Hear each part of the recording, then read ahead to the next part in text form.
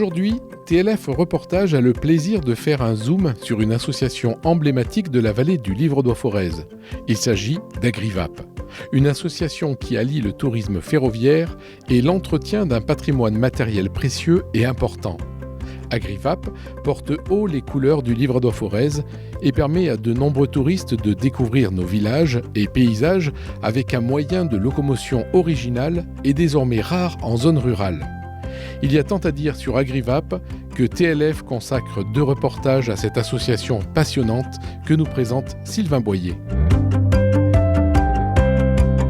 Sylvain Boyer, bonjour. Bonjour. Vous êtes bénévole au sein de l'association Agrivap. Oui, tout à fait. Quel est votre rôle en fait dans l'association ?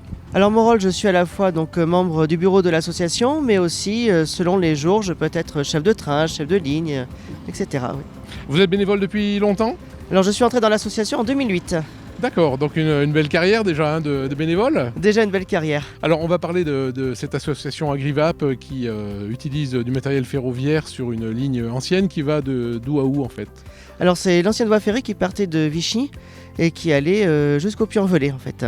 D'accord, donc un grand réseau là. C'est un grand réseau, mais on exploite beaucoup moins que cette ancienne ligne évidemment. Une association qui a démarré en quelle année ? Alors l'association en elle-même s'est créée en 1979 dans l'ancienne série Schrott, donc à quelques mètres de la gare d'Ambert. Et au tout début, c'était le musée de la machine agricole et à vapeur. Après, le train touristique est arrivé dessus.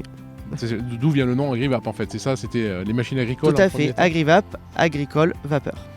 Et puis de fil en aiguille, ça s'est développé en association purement ferroviaire ? Alors après, le train est arrivé dans les années 80, puisqu'il y avait des ferrovipates dans l'association. Ne l'oublions pas Jean Berne, qui était un tresseur bien connu ici. Et d'ailleurs, la place de la gare d'Ambert porte son nom aujourd'hui. Voilà, en son hommage. C'était un vrai passionné des trains. Un passionné du train et de ce territoire, et donc avec d'autres bénévoles, notamment de l'association. Il allait chercher aussi un chef de district principal SNCF, qui est par la suite aussi devenu président de l'association. Eh bien, ils ont négocié pour que le train touristique arrive, et donc le train touristique est arrivé dès 1986 sur cette voie ferrée. Oui, parce qu'ici, en fait, on peut le dire, la circulation des trains commerciaux de la SNCF s'était arrêtée bien avant, dans les années 70, par là ? Alors, tout s'est passé progressivement, en fait, donc entre 1971 et 1986, selon les sections. Mais fin des circulations, finalement, SNCF aux alentours de 86, et on a commencé en 86. D'accord, vous avez pris vraiment le relais juste derrière, en fait. C'est ça. Et ensuite, il a été difficile de récupérer du matériel, parce que vous en avez quand même beaucoup, vous n'avez pas de matériel important. C'est sûr, on a une belle collection. C'est vrai que justement, du fait qu'il y ait du personnel de la SNCF qui est venu, ça a permis d'avoir des liens, des contacts. Et puis, de fil en aiguille, on a pu acquérir toute cette belle collection et l'héberger chez nous. Alors parlons-en justement de cette collection de matériel ferroviaire, il y en a partout autour de nous, on est là juste sous la marquise de la gare d'Ambert. Il y a beaucoup de matériel, derrière nous un bel autorail déjà, un bel exemplaire. Ah oui, là le X de 1856, donc le bleu d'Auvergne, et oui, un bleu d'Auvergne au pays de la forme d'Ambert, c'est possible. C'est formidable. On a l'habitude de dire parce que c'est un fromage auvergnat. C'est vrai, tout à fait. Mais c'est vrai qu'on est surnommé comme ça, on est surnommé bleu d'Auvergne. On est surnommé bleu d'Auvergne du fait de la livrée, bleu et crème. Et oui. Et autorail très robuste, c'était les lignes de montagne que ces autorails faisaient. Et lui, il date de 1960. D'accord, donc celui-ci, il appartient à Agrivap ? Alors celui-ci est en convention avec la SNCF. Quand vous dites convention avec la SNCF, ça veut dire que le matériel vous est prêté par la SNCF ? C'est ça, voilà, on a une partie du matériel qui est propriété de l'association, et une autre partie en convention avec la SNCF. Voilà. Parlons-en aussi, Agrivap est connu parce que vous avez une collection magnifique d'autorails panoramiques. Ah oui, autorails prestigieux, c'est des autorails construits en 1959 par Renault. D'ailleurs, Renault qui a aussi construit le 2800. Et il n'y en avait que 10 exemplaires qui faisaient les lignes prestigieuses, dont le Cévenol, le célèbre Cévenol. Et sur les 10 exemplaires, il n'en reste plus beaucoup, il n'en reste que 3.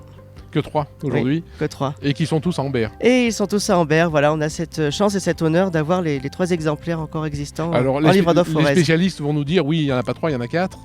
Mais le 4e, en fait, il sert de base pour les pièces, c'est ça ? Voilà, c'est ça. Il a été démonté pour pièces, voilà. Il est aussi dans les murs d'Agrivap. C'est ça, tout à fait. Alors ça veut dire que Agrivap est devenu la capitale mondiale des autorails panoramiques ? Tout à fait, tout à fait. Ce sont des matériels qui sont difficiles à entretenir, à réparer ? Après, on a une équipe qui les connaît bien, donc que ce soit en bénévole ou salarié qui les connaissent bien. Donc c'est un entretien régulier finalement, comme tout matériel. Voilà, on les révise, on les regarde, on les observe pour les réparer, qu'ils soient opérationnels pour la saison. On peut parler aussi d'une autre aventure qui s'est déroulée là au printemps 2022. C'est que le dernier autorail panoramique est arrivé ici à Agrivap et il est arrivé par la route celui-ci.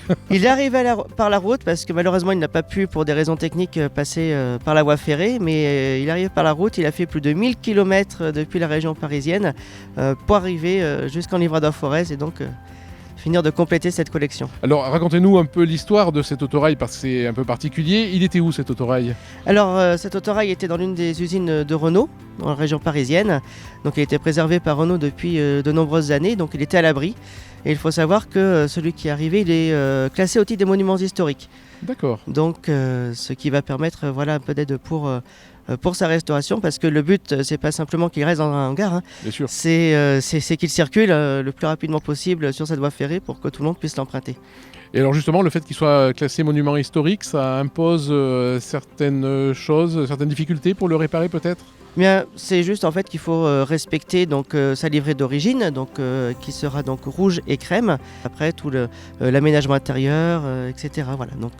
Est-ce qu'on peut espérer un jour voir les 3 autorails panoramiques restants faire un convoi ici sur les voies d'Agrivap ?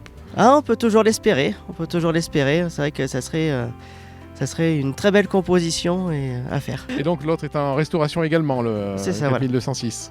Voilà, c'est ça.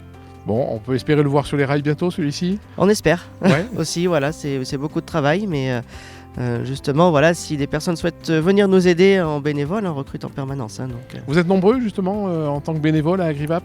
Alors, nous sommes une trentaine d'adhérents et une petite quinzaine de membres actifs. Et tout ceci complété par quelques salariés. Oui, parce que non seulement il faut s'y connaître en matériel ferroviaire, mais il faut avoir des compétences techniques pour réparer un train, un autorail. Ah oui, ça se fait pas comme ça. Il y a un certain nombre de règles à respecter. Mais après, ben voilà, même si on ne s'y connaît pas forcément en train, mais un peu en mécanique, on a une équipe justement qui s'y connaît, donc qui justement forme après. Hein, on se forme en interne pour que tout se passe bien. Donc tout le monde peut être bénévole à Agrivap. C'est ça, il suffit de nous contacter et puis après de venir découvrir après notre association, les différentes possibilités que l'on peut faire dans l'association.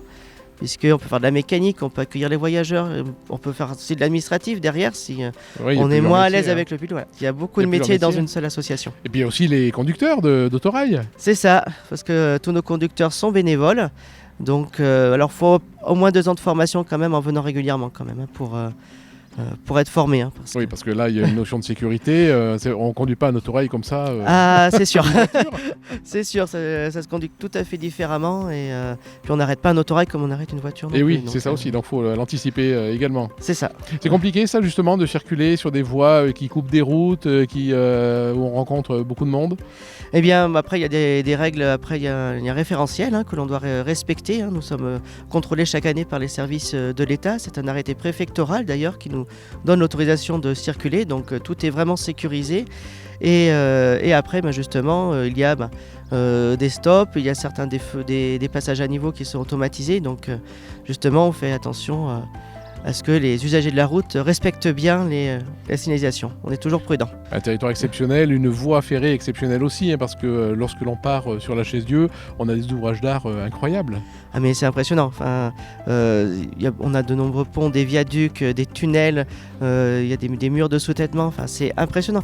Et quand on se dit que cette voie ferrée a été terminée en 1902 et que tout est encore en place, c'est impressionnant. On se dit encore plus, quoi. Préservons ce patrimoine et faisons-le découvrir au plus grand monde. Cette partie-là, la partie préservation de la voie, c'est quelque chose qui est compliqué. Ça doit coûter beaucoup d'argent pour entretenir. Alors la préservation de la voie, c'est effectivement beaucoup d'argent. Alors au tout début de l'association, c'était nous qui financions, mais les collectivités locales, elles ont racheté la partie de la voie ferrée que l'on exploite. Donc ça, aujourd'hui, c'est le syndicat ferroviaire du Livradois-Forez qui est propriétaire de 150 km de voies en tout. Donc entre Puy-de-Dôme, Loire et Haute-Loire. Et donc ce sont les communautés de communes qui sont tout autour de la voie ferrée. Et donc il y a les contributions de ces collectivités et puis il y a des financements après qui viennent des départements, des régions, de l'État, voire même des fonds européens pour contribuer à la préservation de cette voie ferrée. Il est temps maintenant de monter à bord du fameux train touristique qui va nous emmener jusqu'à la Chaise-Dieu. Et nous avons la chance d'être dans la cabine du conducteur Laurent Clouvel. Et ben c'est parti, donc on va démarrer. Donc il est déjà chaud, il a tourné ce matin, donc on va pas attendre la préchauffe moteur. On va lancer directement. Et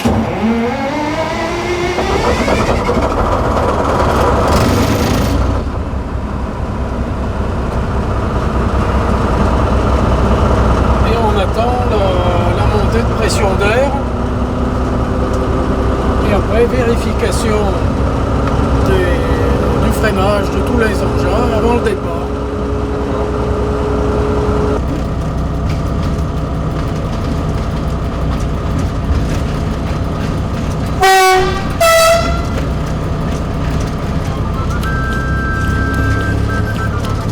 Bon Laurent, c'est toi qui pilotes aujourd'hui le train.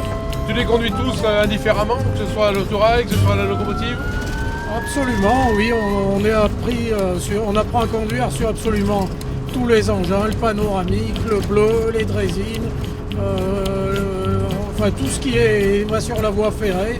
Avec les attelages, on apprend à atteler, dételer, on maîtrise aussi nos aiguillages. Donc il faut absolument tout maîtriser pour être un bon conducteur chez Agrivape.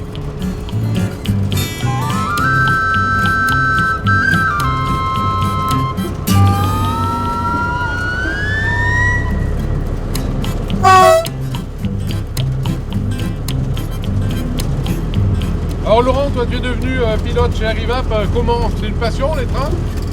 Alors c'est pas du tout une passion à la base, mais j'ai mon copain et ami Jean-Pierre Charles qui m'a dit toi qui es mécano, t'as qu'à venir à Agrivape, tu verras, c'est sympa.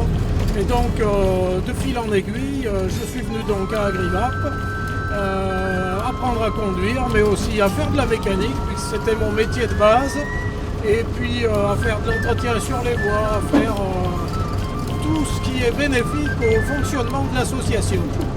Pour ce qui est de la conduite, est-ce qu'il y a des engins qui sont plus agréables que d'autres à conduire? Oui, effectivement, mon préféré c'est le panoramique, effectivement. Le bleu aussi, le 2800. Celui que j'aime le moins et qui est plus archaïque, mais il a 70 ans, c'est le Picasso. Mais il a aussi son charme, effectivement. Bon, alors on le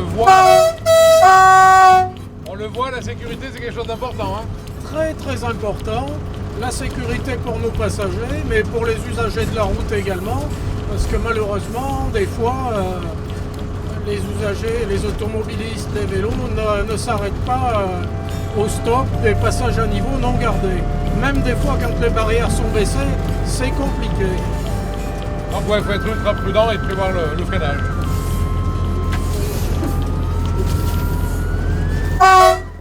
Nous vous invitons à poursuivre la découverte du livre à Forez et d'Agrivape dans le deuxième épisode consacré à cette belle association.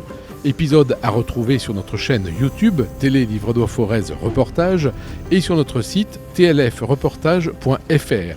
Pensez à partager, à liker et à vous abonner à notre chaîne. A tout de suite pour la poursuite du reportage.